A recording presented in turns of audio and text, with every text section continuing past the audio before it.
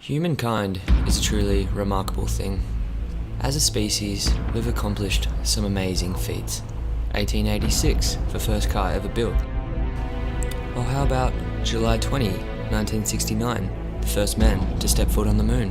All these great things that we once thought impossible, nothing in comparison to November 10th, 2009, the release date of Modern Warfare 2. People from everywhere flocked to the streets in celebration, and a generation of quickscopers and dank memers was born. It was the first time the world had ever known true peace. The world would go on to live in harmony and understanding for the next year. There was no more violence. If a disagreement arose, a 1v1 on Rust would be the appropriate course of action. It was an amazing time to be alive. Until, one day, it came. November 9, 2010, the release date of Black Ops. At first, everything seemed to be going accordingly. I jumped into the campaign, and then I jumped into the zombies. It wasn't until I clicked on that fated multiplayer tab that the fabric of my reality started to shatter before my very eyes. This is the catastrophic event that would go on to spawn 10 years worth of underwhelming COD releases. A year passes, and Infinity Ward desperately tries to resuscitate the now dying franchise.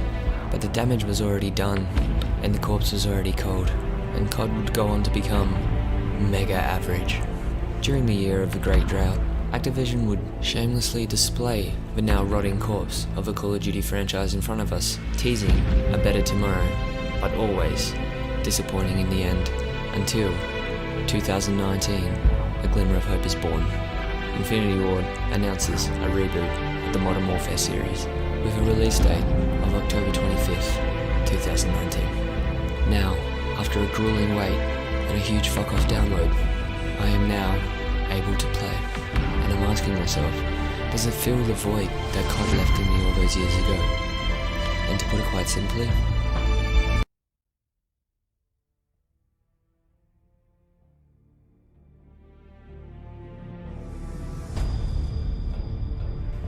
as per tradition, my first destination was the story section. I clicked the tab and was given a warning. Things were looking promising. Before taking control, all players were treated to a well-directed cinematic. The scene of these men in the lead up to their diabolical plans helped set the stage for a darker campaign to come. Oh, and what a campaign it was.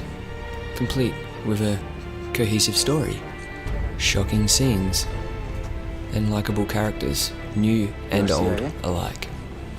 We have Gaz, Farah, Hidea, Alex.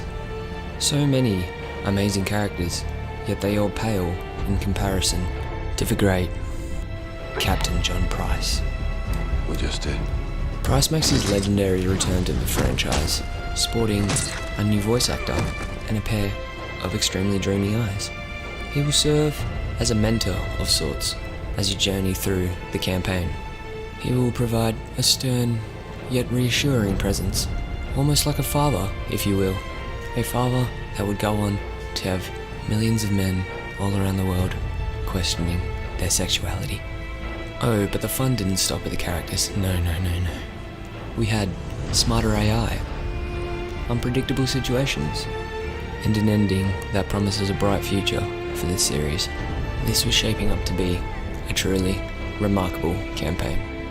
But it wasn't all perfect in the Modern Warfare campaign, and around the 3/4 mark, the fans had questions. Why is Barkov so one-dimensional, they said? Why the twist so unimpactful? And why, in the flying fuck, was it only 5 hours? The questions continued, but without someone to answer, they fell flat and were lost to the passage of time. Now, as I reflect on the Modern Warfare campaign, I hold no resent. Sure, you could have been better, but so could everything. You got the job done, and in my mind, stand tall as one of the best campaigns Call of Duty has to offer.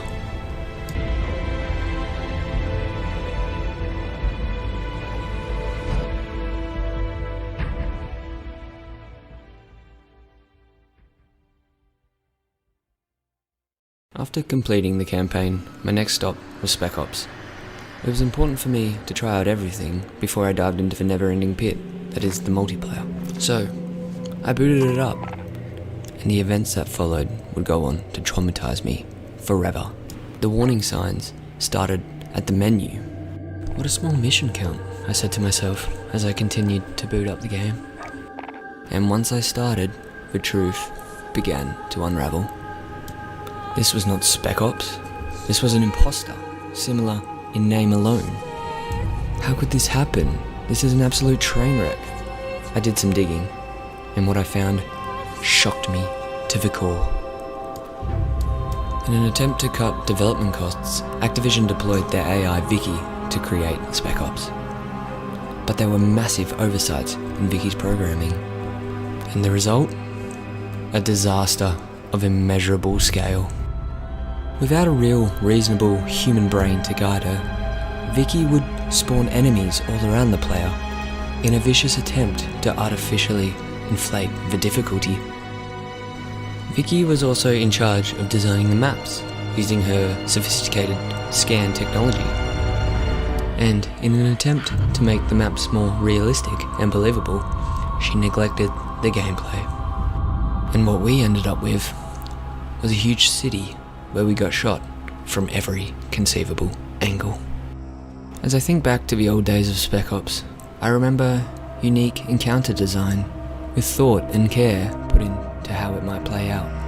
A real life person choosing the layout of a map, where the enemies are coming from, what weapons they have, what weapons you have. All this vital components in creating encounters that are actually worth playing, yet all missing from Vicky's programming.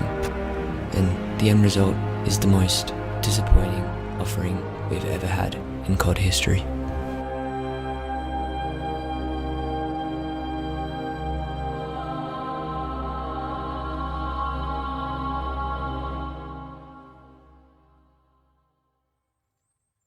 After a disappointing experience with Spec Ops, it was time for the multiplayer. I clicked on the tab in a nervous anticipation and got into a domination. And I loved it. Amazing gunplay, fun kill streaks, and the best customization the series has ever seen. The multiplayer was a resounding success. For a time, things carried out as normal for the next few days, but once the meta emerged, the cracks started to show. Then, on October 29th, only days after the release of the game, the campers invaded the shores of Modern Warfare. A sea of claymores and 725s littered the battlefield, and those who were not consumed by the rage would go on to join these dark forces. The campers sat in their corners, unchecked, unchallenged, killing at will, until, in the shadows, a spark of hope emerges. A small group of resistance fighters rose up and started to fight back against this growing regime. They hit the lobbies, brandishing riot shields and throwing knives in a desperate attempt to breathe life back into these fun sponges. But they too were struck down, swiftly and without mercy. In anticipation of these events to come, Infinity Ward added a well-balanced 2v2 mode, a sort of palate quencher, if you will. It served as the first line of defense for players' growing frustrations, but quickly buckled under the increasing pressure of the camping problem. In response to these tragic circumstances, Infinity Ward would begin their inevitable patching cycle. These patches would push back against the camping forces, but there was only so much they could do. As the weeks rolled by, Infinity Ward would start to send supplies to the combat zones via airdrop. We received things like gun game or shoot house, which would go on to play vital roles in repelling the camping forces. But without consistent supplies, the war was surely to be lost. So, the story of the Modern Warfare multiplayer is one of perpetual war and sadness.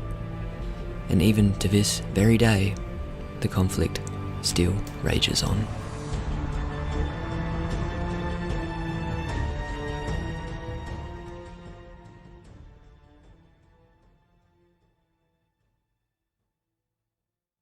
As I start to wrap up my journey and look towards the horizon for the next game to play, I take a minute to stop, pause, and reflect on my experience.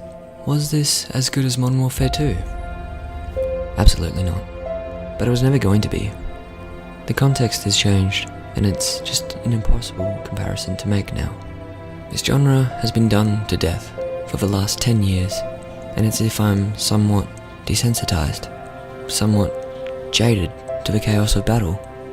Still, amongst this chaos, I see a purity that shines through and an immense potential for something special.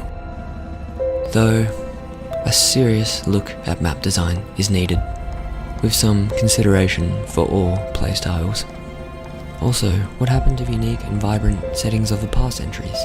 This current selection feels drab and dreary, somewhat generic. If Infinity Ward can address this in future updates, and stay true to their promise of doing so free of charge, then I know my time with this game will not be over.